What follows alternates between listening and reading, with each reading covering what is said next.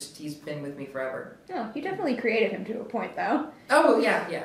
And that's the thing, when you write a screenplay, you write for these characters that you picture, but then you cast the roles and they kind of change and mold to the actor. So did you find that happening at all? A little bit. Like, for some reason, I'd always thought of April as blonde. For some reason, I never thought of like redhead Christina Hendricks, who's perfect. Like, she's perfect in the movie, and she is amazing. But I've always thought of April as blonde for some reason. It's this blonde girl. I don't know why. As you know, in contrast to Charles Burnett. But I mean, it's perfect. And how about some of your classmates? Because you kind of like nailed them all in terms of like casting and bringing them to life. Oh, thank you. That was that credit all is deserved to them, because they are all incredibly talented. But I mean, I was a little worried about creating the typical cliches in the high school, but then I thought it made it fine, because Carson says, "You're all a bunch of cliches." So it's like, oh, that's fine then. He calls them out being cliches, therefore it's okay to have cliches in the movie. It's also not easy writing a screenplay and including so many supporting characters and not just making them there because they have to be there to make the high school cliche. Yeah. They all have to have a purpose. Mm-hmm. How'd you go about juggling all those characters and still giving them their time in the spotlight? I honestly just thought like I wanted there to be a character to represent like every type of high school kid, and I think that's what they are. They each represent like a breed of high schooler, and I really couldn't. There probably would be more if I could have thought of more breeds of high schoolers. You got like the slackers and the potheads and the weird girl and the pretty girl and the foreign exchange students. I mean, I probably could have come up with more. Were any of them modeled off people you know, or maybe even like high school movies that like you grew up loving? Yeah, no, definitely modeled off people I knew and people I went to school with. I'll admit it, absolutely. Like the whole Nicholas and Scott thing was straight out of something that I witnessed in high school. The popular girl, absolutely, she's modeled after somebody, and I'm sure I'll go to the grave never saying who they are, but I'm sure if they see the movie they'll recognize themselves or who they used to be. That's probably a good decision to keep that to yourself. I agree. How about Rebel Wilson's character? I can't imagine her being modeled off anyone, because that is just so out there and original feeling. She actually is the most modeled after. She was modeled after my best friend in high school, who was my co-editor of the Writers Club. Did the two of them get to talk at all? Not really, but Melissa, who she's kind of a little bit based off of, is actually in the movie. I brought her out to be in it. She plays when she's. Did you see the movie? Yeah. When she says, "I believe in creationism," that was her. That was my best friend in high school.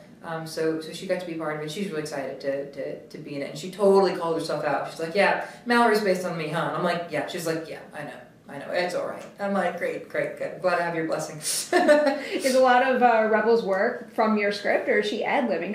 She ad-libbed so much. Oh my god, and thank God she did, because she added so much to the movie. Like Rebel's amazing. She's absolutely amazing, and oh my god, she's so funny, and God, just things that she would say, like half of them. I hope there's a reel like on the DVD of just her ad-libs that didn't get in, because they were hysterical.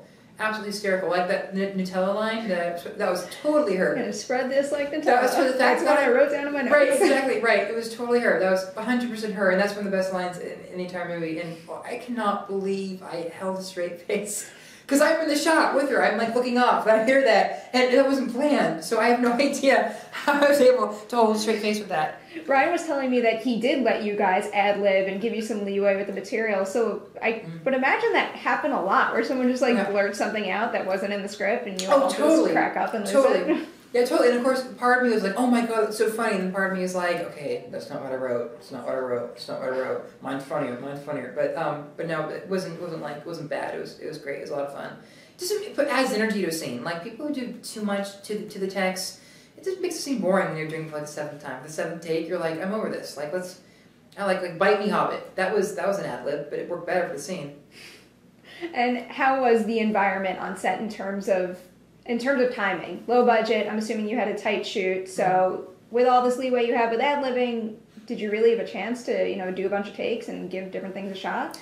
Yeah, Not as much as we probably would have liked, because we had to shoot in 18 days, because that's all the time I had from the Glee tour to Glee season 3. So we had to shoot it in 18 days. So we didn't get as much time as we wanted to kind of play with things and experiments with stuff. But I think we had enough. You know, it was a little rushed. What was your sense of working behind the scenes? Were there certain things you learned about like the matters of production that you didn't know before? Oh yeah, I mean, I learned that it doesn't matter what your budget is. Like every film set feels the same. Like it really does. Like it's just an energy to it, and almost more exciting when it was an independent film. There wasn't like a bunch of you know, powers behind it. You know, it was just like a fun passion project for everyone, and everyone could kind of sink their teeth into. Was there a big crew for this?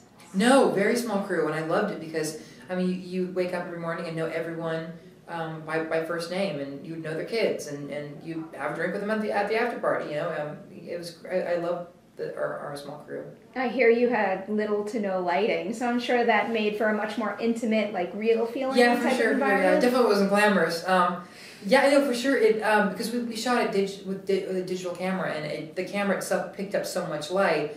We didn't need light, and it was awesome because like Allison and I would do scenes in the dark, like like we could barely see each other, but the camera could see us perfectly.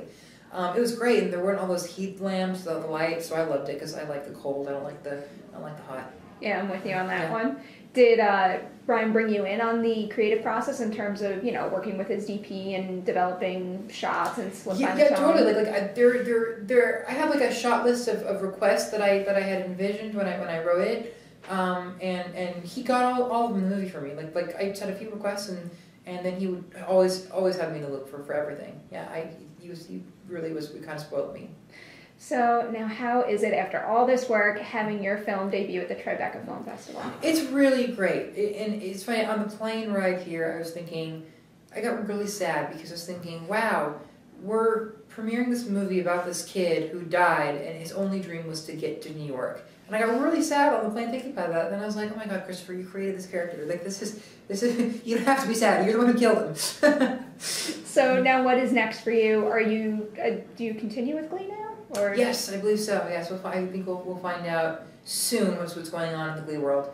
And now preparing for the next movie that I wrote that hopefully will be filmed this summer. What's that one about? It's very different. It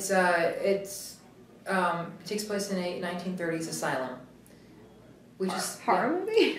Not really. I would say suspense, which is strange. It's it's like high school asylums, but but yeah, it's definitely a genre change for me. And do you know who you're working with on that? You picked a director? Yes, I got a director and producers, and we got everything lined up. We'll make an announcement later. Just have to, we're going through the route of indie filmmaking. Any new positions for you on that one? I'm starring. I'm not starring. I'm a supporting character, and happily so. Because I'm not that vain yet to do a whole other movie with me. Look at me. Yet. I'll have more down the line. I promise. But supporting character.